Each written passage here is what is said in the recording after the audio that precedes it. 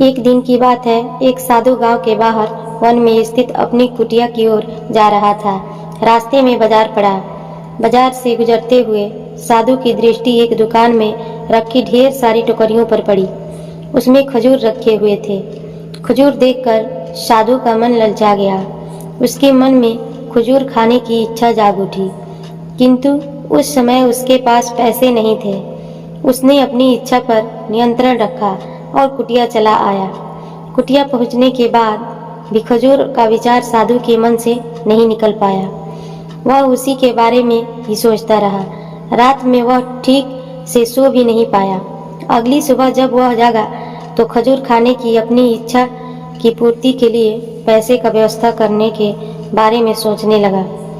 सूखी लकड़ियां बेचकर खजूर खरीदने लायक पैसों की व्यवस्था अवश्य हो जाएगी। यह सोचकर वह जंगल में गया और सूखी लकड़ियां बीनने लगा। काफी लकड़ियां एकत्रित कर लेने के बाद उसने उसका गट्ठर बनाया और उसे अपने कंधे पर लादकर बाजार की ओर चल पड़ा।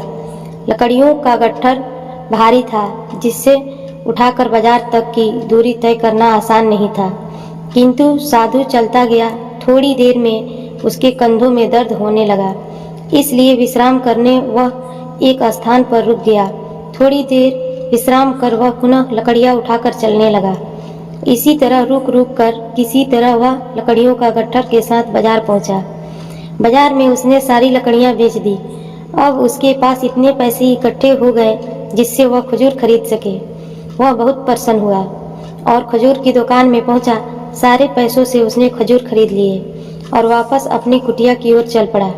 कुटिया की ओर जाते जाते उसके मन में विचार आया कि आज मुझे खजूर खाने की इच्छा हुई, हो सकता है कल किसी और वस्तु की इच्छा हो जाए। कभी न वस्त्रों की इच्छा जाग जाएगी तो कभी अच्छे घर की, कभी स्त्री और बच्चों की तो कभी धन की। मैं तो साधु व्यक्ति हूँ, इस तरह से तो मैं इच्छाओं का दास बन जाऊंगा। यह विचार आते ही साधु ने खजूर खाने का विचार त्याग दिया। उस समय उसके पास से एक गरीब व्यक्ति गुजर रहा था। साधु ने उसे बुलाया और सारे खजूर उसे दे दिए। इस तरह उसने सवैयन को इच्छाओं का दास बनाने से बचा लिया। सीख: यदि हम अपनी हर इच्छाओं के आगे हार जाएंगे तो सदा के लिए अपनी इच्छाओं के दास बन जाएंगे। मन चंचल होता है, उसमें हर रह रहकर इच्छाएं उत्पन्न होती रहती है, जो उचित भी हो सकती है और अनुचित भी। ऐसे में इच्छाओं पर नियंत्रण रखना आवश्यक है। सोच विचार कर इच्छाओं को आलंकन की उपरांत भी उनकी पूर्ति के लिए एकदम बढ़ना चाहिए, तब भी जीवन में सफलता प्राप्त होगी।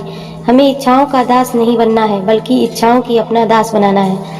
कैसी लगी नीचे कमेंट करके जरूर बताएं और ऐसे ही और भी मोटिवेशनल स्टोरी पढ़ने के लिए इस ब्लॉग को सब्सक्राइब करें।